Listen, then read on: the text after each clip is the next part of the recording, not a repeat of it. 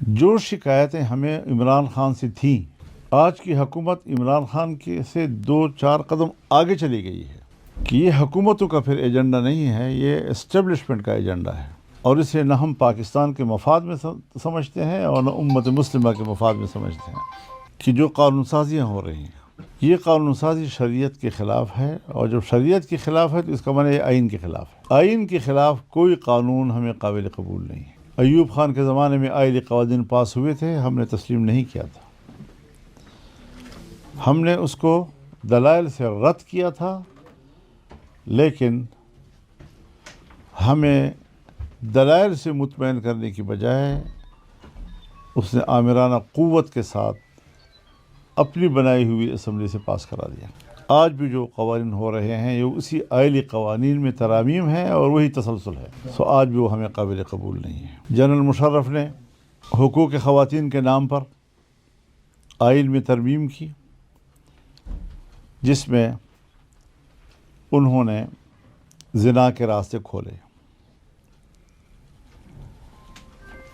زانی کو سزا دینے کے لیے قانونی پروسیجر کو مشکل بنایا،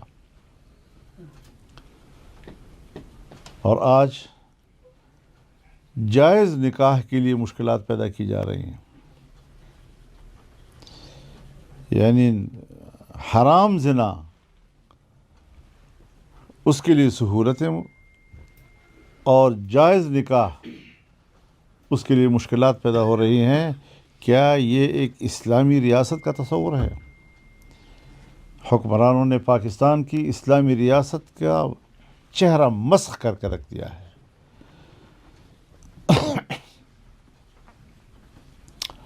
تو ہم تو نظریاتی لوگ ہیں اور آئین و قانون کے دائرے میں جدوجہد پر یقین رکھتے ہیں۔ حکمرانوں کے مسلسل ان رویوں کے نتیجے میں جمہوریت اپنا مقدمہ ہار رہا ہے، اور عالمی برادری کو بھی اور مغربی دنیا کو بھی جمہوریت سے اب کوئی دلچسپی نہیں رہی ہے۔ وہ صرف طاقت پر ایمان رکھتے ہیں اور دنیا کے سرمایہ پر اپنے ارتکاز کی جنگ لڑ رہے ہیں، اور عوام کی رائے ان کے نزدیک اہم نہیں ہے۔ اب وہ عسکری قوت سے مقاصد حاصل کرتے ہیں۔ جو افغانستان میں ہوا، جو وینزویلا میں ہوا، جو فلسطین میں ہو رہا ہے، یہ سب امریکہ اور مغربی دنیا کی جمہوریت سے دستبرداری اور سرمایہ دارانہ نظام کو طاقت اور عسکریت کے ذریعے سے دنیا پہ مسلط کرنے کی جنگ ہے۔ مولانا صاحب، یہ تو آپ نے ابھی 18 سال سے کم عمر کی شادی کی بات کی ہے۔ اگر اچھا میں بات کر لوں۔ تیسری بات میں کرنا چاہتا ہوں، اس وقت تیراہ میں آپریشن شروع ہے، عام لوگوں کو گھروں سے نکلنے اور انخلا پہ مجبور کیا جا رہا ہے، اور اس وقت برف باری ہو رہی ہے وہاں پر۔ وہاں کے صحرائیں، میدان، وہاں کے پہاڑ اور سارے قافلے اس وقت وہ برف میں دبے ہوئے ہیں، کوئی ریسکیو نہیں ہے وہاں پر اس وقت۔ حیرت کی بات یہ ہے کہ یہ ریاست ہے، ان کے پاس وسائل ہیں، اور عوام کو مشکلات میں مبتلا کر کے اور ان کو گھروں سے باہر دھکیل کے، بچے ہیں، عورتیں ہیں، بوڑھے ہیں، در بدر ہیں، اور اس آبادی کے لیے کچھ بھی تو نہیں کیا جا رہا ابھی تک۔ تو یہ ایک بڑا انسانی مسئلہ ہے اس علاقے کا، اور ویسے تو پورا قبائل ہمارا جو ہے اس وقت بدامنی کے زد میں ہے، لیکن یہاں تو ایک طرف بدامنی، ایک طرف فوج کے آپریشن، ایک طرف لوگوں کا انخلا، دوسری طرف برفباری، ان ساری مشکلات سے یہ تیراہ کے عوام جو ہیں وہ دو چار ہیں، اور ان کی جان خلاصی کے لیے اور ان کو ریلیف دلانے کے لیے کسی قسم کا کوئی اقدامات ہمیں نظر نہیں آ رہے ہیں۔ مولانا صاحب چین کے حوالے سے کہ آپ دیکھتے ہیں ہم امریکہ کے فل فلیج ان کے بلاک میں ہر چیز میں شامل ہو رہے ہیں، کیا آپ نہیں سمجھتے کہ اس سے چین سے ہمارے تعلقات جو ہے وہ شدید متاثر ہوں گے؟ دیکھیے، جب عمران خان کی حکومت میں سپیک رکا تھا تو وہ عمران خان سے ناراض تھا اور ہم سے امید وابستہ کیے ہوئے تھا۔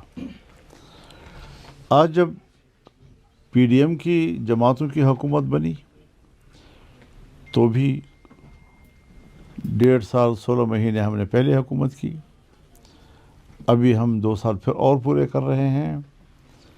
جہاں سپیک رکا تھا آج بھی وہیں پر ہے، 1 انچ آگے نہیں بڑھا۔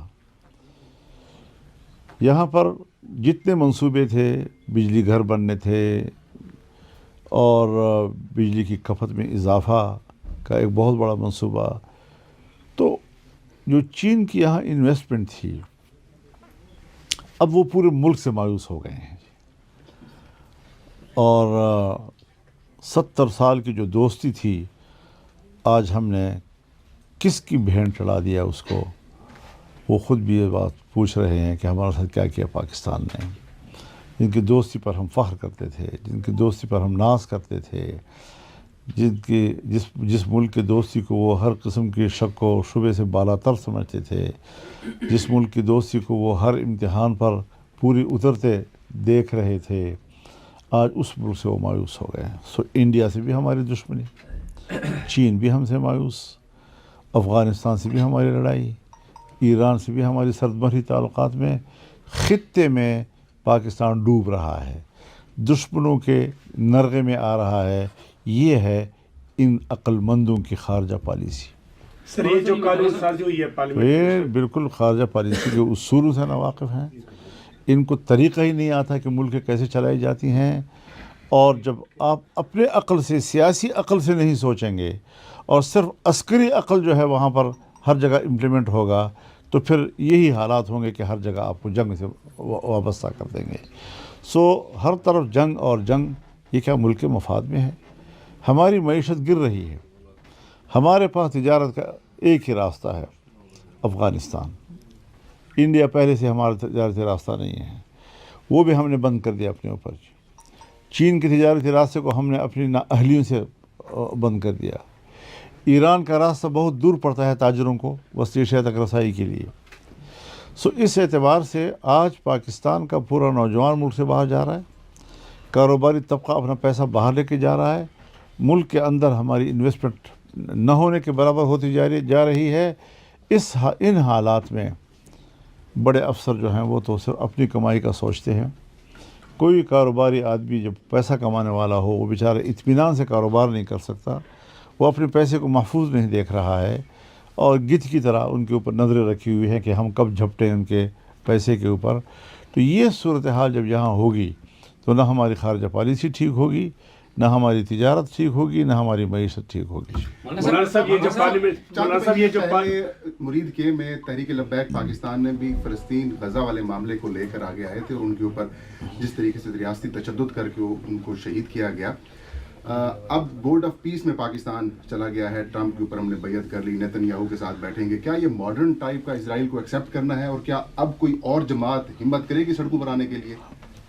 میں نے ایک جملہ کہا، اس کو دوبارہ دہرا دیتا ہوں کہ ہمیں عمران خان سے شکایت تھی، یعنی یہ منصوبہ کوئی آج کا نہیں ہے، یہ پہلے سے ہے۔ اس وقت بھی قوم میدان میں آئی۔ آج اس نئی حکومت نے عمران خان سے 2-4 قدم آگے بڑھ کر اسرائیل کو تسلیم کرنے کی طرف پیش رفت کی ہے۔ ہمیں اثر نو پوری توانائی کے ساتھ اس کو بریک لگانی ہوگی، اور پوری قوم تیار رہے اس کے لیے۔ ہم نظریات پر سودا کرنے کے لیے تیار نہیں ہیں۔ مولانا صاحب یہ بتائیں کہ آپ عمران خان کو یہودی ایجنٹ کہا کرتے تھے، تو ابھی تو اس موجودہ گفتگو میں شاید وہ فیز پچھلے پہ رہ گیا، یہ تو اسے بھی آگے چلے گا آپ کے مطابق، تو یہ ان سے بڑے یہودی ایجنٹ ہوئے پھر؟ اب الفاظ کو دوبارہ دہرانے کی ضرورت نہیں ہے میرا خیال ہے، لیکن وہ ایجنڈا جو ہے اس میں میں سمجھتا ہوں کہ یہ حکمران اس سے 2 قدم آگے چلے گئے. مولانا صاحب یہ بتائیں کہ آئین کے مطابق آپ نے اپنے اسپیچ میں بھی کہا کہ اسلام کے منافی قانون سازی ہو ہی نہیں سکتی. آئین نے اس پر قدغن لگا دیا, پابندی لگا دیا. اگرچہ آج قوانین منظور ہو گئے ہیں, یہ بالغ اور یہ 18 سال کے ابتدائی طور پر علماء کرام سے آپ جو ہے یہ ظاہر ہے لوگوں نے تو آنا ہے, نکاح کے لیے آنا ہے, اور ہو سکتا ہے کوئی آپ کے پاس بھی آ جائے کہ ہمارے بیٹے کا نکاح پڑھا دیں, وہ بالغ. میرے پاس آئے, اگر کوئی مولوی ڈرتا ہے میرے پاس آئے. آپ جیل جانے کے لیے تیار اگر وہ آپ کو گرفتار کرتے ہیں؟ بالکل, ہم ہر قربانی دینے کے لیے تیار ہیں, شریعت کے لیے قربان ہو جائیں گے ہم, کوئی مسئلہ نہیں. اسی میں آپ ہمیشہ آئین و قانون کی بات کرتے ہیں. کیا آپ تو ہمیشہ آئین و قانون کی قرآن و سنت کے مطابق, حضرت اضافہ فرمانے ایک بات کریں. قرآن و سنت کے مطابق آئین کہتا ہے, میں نہیں کہتا جی.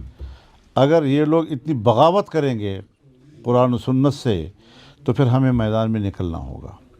اور آپ ہم جمہوری انداز کے ساتھ مقابلہ کریں گے, پبلک آئے گی, پوری پبلک اس میں شریک ہوگی. اگر جیلوں میں جانا پڑ گیا کوئی مسئلہ نہیں ہے ہمارے لیے. اور میں آپ لوگوں سے کہوں گا کہ میرے رہائی کا مطالبہ بھی نہیں کرنا ہے. ہم نے نوکری کرنی ہے, ہم نے ایک سپریم ادارے کے طور پر ملک پر حکومت نہیں کرنی, بلکہ ہم نے نوکری کرنی ہے. سو یہ ایوان جو ہے اور یہ حکمران یہ نوکر کا کردار ادا کر رہے ہیں, یہ حکمران کا کردار ادا نہیں کر رہے ہیں. مولانا صاحب آپ کی تقاریر کا جواب میں انہوں نے کہا جی پاکستان کی اسرائیل پالیسی بالکل تبدیل نہیں ہوئی, ہمارا موقف وہیں کا وہیں ہے. حضرت جس وقت اس ایسے شخص کو کہ جس کو عالمی عدالت انصاف مجرم قرار دے چکی ہے, وہ انسانی نسل کشی کا مجرم ہے, کیا پاکستان کا فرض نہیں تھا کہ وہ کہتا ہے کہ جب تک یہ بیٹھا ہے ہم نہیں بیٹھیں گے. دوسرا یہ ہے کہ جن باتوں کا ہمارے بھائی نے حوالہ دیا وہ سب کچھ ہماری سپورٹ کے ساتھ وہ کر سکے تھے, وہ کریڈٹ خود اپنے نہ لیں.